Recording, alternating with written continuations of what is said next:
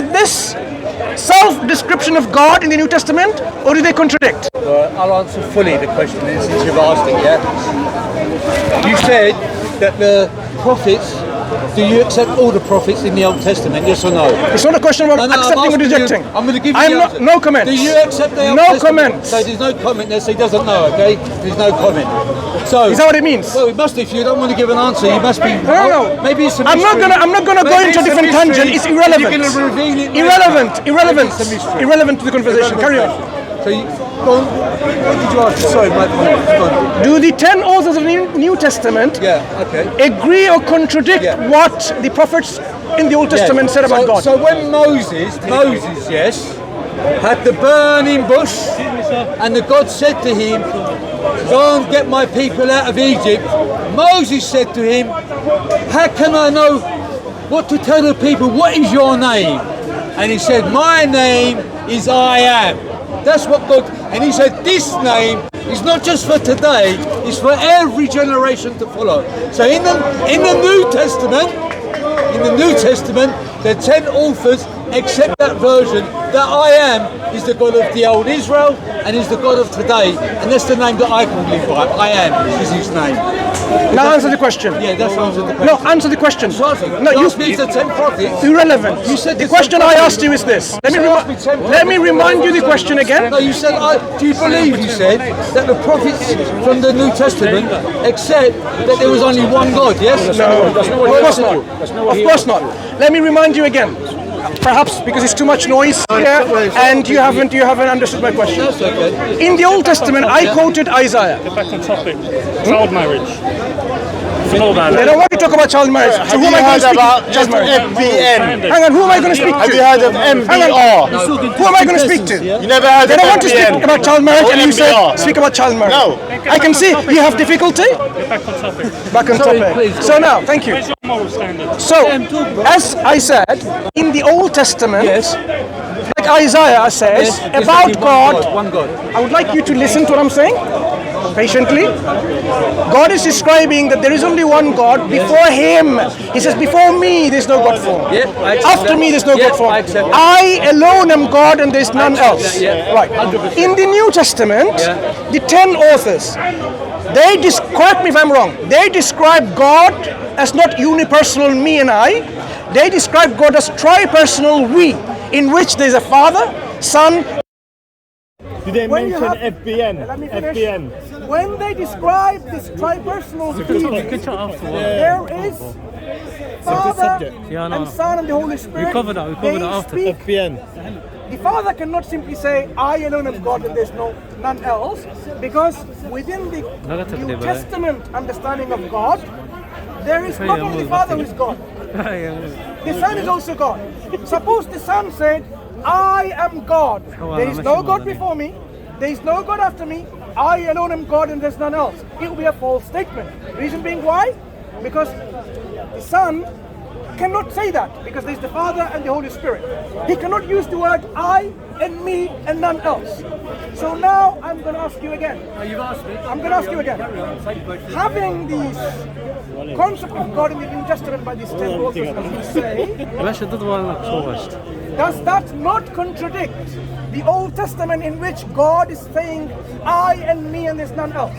Who is this I and before I finish, who is this I and me within the Father, Son and the Holy Spirit? Okay, listen carefully.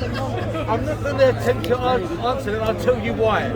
There was a debate recently for someone having a 2 hours debate about their Godhead, Father, Son, Holy Spirit. How can it be one God?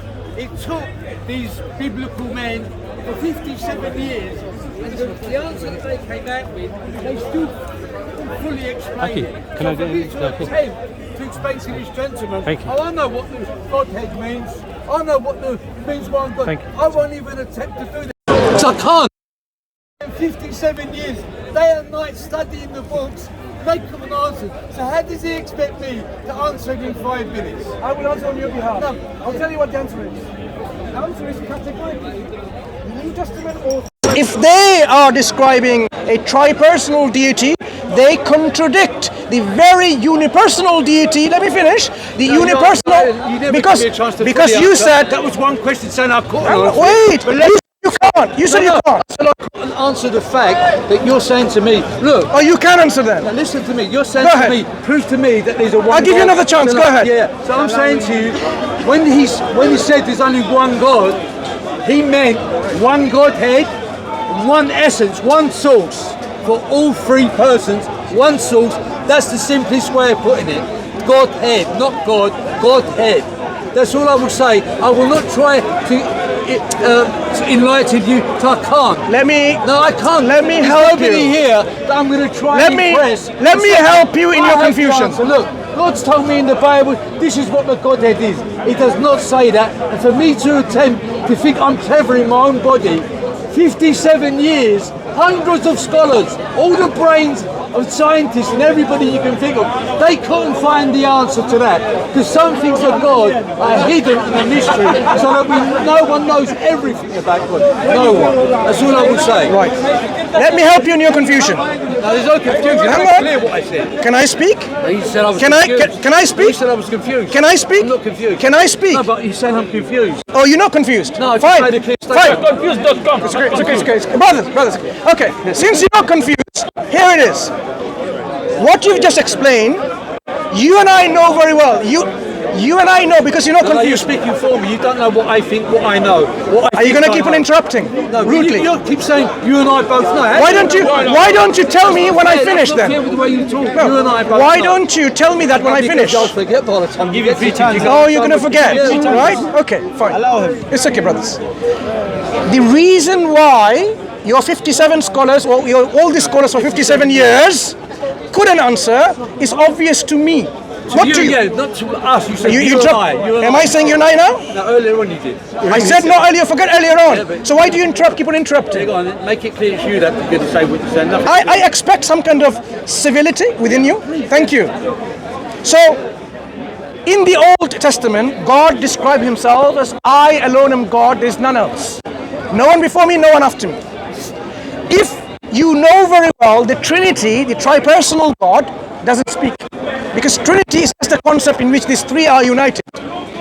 Trinity itself is not another person, not a fourth person. It doesn't speak, it doesn't talk, it doesn't hear. The one that is capable of speaking is the Father, the Son, or the Holy Spirit. So the one to speak, I alone am God, or none else, and no one else, is either the Father, the Son, and the Holy Spirit. Because they're the ones who can only speak. The Trinity is not a fourth person that speaks. Every single Christian knows about it. If you didn't know, you need to learn something about your Christian theology. In Christian theology, the Trinity, the Godhead, is not another God. It is just a description of the three persons within this understanding of concept of God. Trinity doesn't hear, listen, or talk. Trinity is not a person. The one who speaks is a person. Are you now telling me which? No, you just said that the three persons they don't talk. No, I said Trinity. Yeah, that's part of the Trinity. The Father, the Son, and the Holy Spirit. Listen. Trinity. They speak. The Trinity They speak. itself They speak. is that a fourth person? No, I just told you it's one person, one Godhead with three persons. Right. And each individual has different roles. Who speaks within the Trinity? All three. All three. Yes. Right. Do they speak all three together or individually? They can speak. They can speak as individuals. Yes. Their essence is the same. Hear my question again. Yeah. Well, listen. You're asking me. I'm trying to answer it, but you interrupted me, like you say. Be a bit patient. Ask the question again. You interrupted me. You understood my question, yeah? Ask the question one more time slowly, so I can take it up again. That's what I wanted. That's what I was trying to do. Please. And now you're telling me be patient. No, you said to me the Trinity doesn't speak. You said. Is that right? No, I didn't ask you that question. What did you say? I am telling you once again. No rush. I'm not in a hurry to go. No problem. I am saying, does the individual persons, all of them, they speak individually or they can collectively speak all together at once? They speak individually, but listen, what they say is representative of the three in the same essence, and anything that they think is identical. They're unique. Wrong question you're answering. Let me ask you the question again. You're answering the wrong question.